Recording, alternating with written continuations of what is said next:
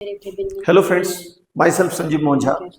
मेरे पास दो पेरेंट कल आए थे और उन्होंने एक सवाल पूछा मुझसे कि सर, मेरा बच्चा स्कूल जा रहा है और मैं घबरा रहा हूं कि मेरा बच्चा स्कूल और कंपटीशन की तैयारी बैलेंस कर पाएगा कि नहीं।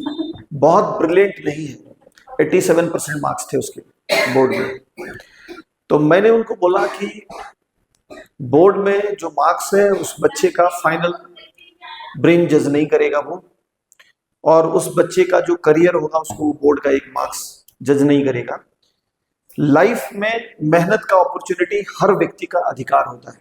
मुझे ऐसा लगता है कि labour is the right of every person. Each and every person का पहला राइट जो है वो है मेहनत। तो अगर किसी स्टूडेंट या बच्चे के हाथ से उसका मेहनत ही हम छीन लें तो उसके पास ले दे के क्या बचेगा, आप सभी जानते हैं।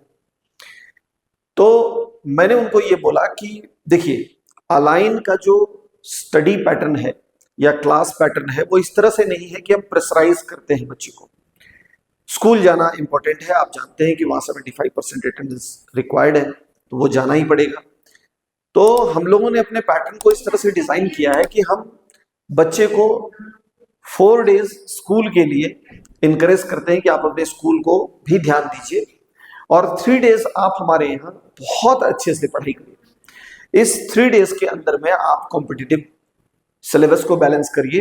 एक दिन आपका यहाँ टेस्ट होता है, तो 4 डेज आप बहुत अच्छे से पढ़िए, और जो रिमेनिंग 4 डेज हैं आपके, जिसमें कि जैसे मान लीजिए कि आप 3 दिन हमारे यहाँ क्लास में आते हैं, टेस्ट देने के लिए आप 2 घंटे आते हैं, तो उसके बाद जब आप घर जाते हैं तो आपके पास एम्पल ऑफ टाइम होता है जिसमें कि आप स्कूल के लिए पढ़ सकते हैं। तो कुल मिला के ऐसा है कि आप 4 दिन स्कूल के लिए पढ़ते हैं, 3 दिन हमारे लिए पढ़ते हैं।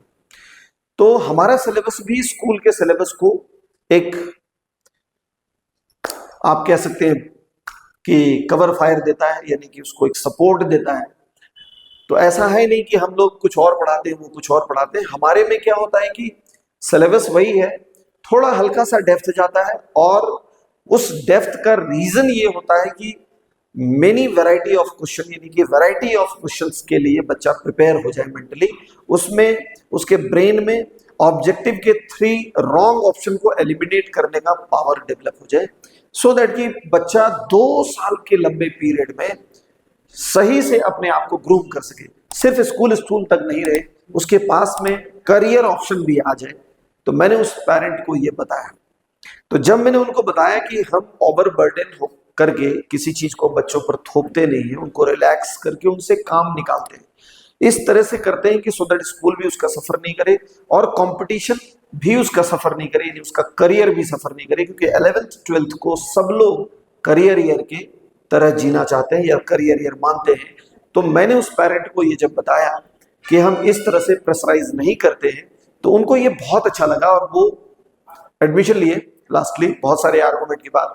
लेकिन वो खुश हो गए ये जान के कि बिना प्रेशर के उस बच्चे का करियर जो है हम सिक्योर करने में सक्षम हैं।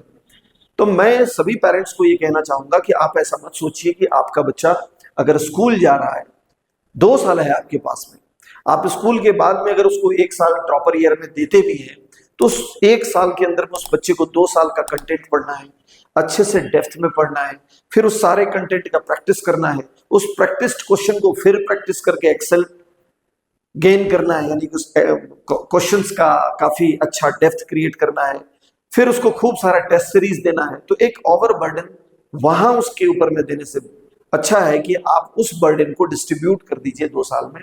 मेरा पर्सनल सजेशन आप लोगों को ये है। तो ऐसा नहीं है कि ड्रॉपर बैच में बच्चे सिलेक्ट नहीं होते, लेकिन वो बच्चे जिनका 11th 12th का बेस बहुत स्ट्रांग होता है, फिर हमारा इनपुट उस बच्चे को और खींच के लेके जाता है, तो उनका सिलेक्शन होता है, लेकिन बर्डन उनको लेना पड़ता है। और हो सकता है कि उसमें अगर आपका बच्चा बहुत ज्यादा बर्डन फेस करने में कैपेबल नहीं हुआ तो वो इंटरेस्ट लूज कर सकता है।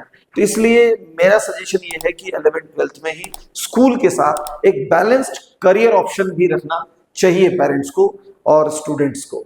Thank you so much.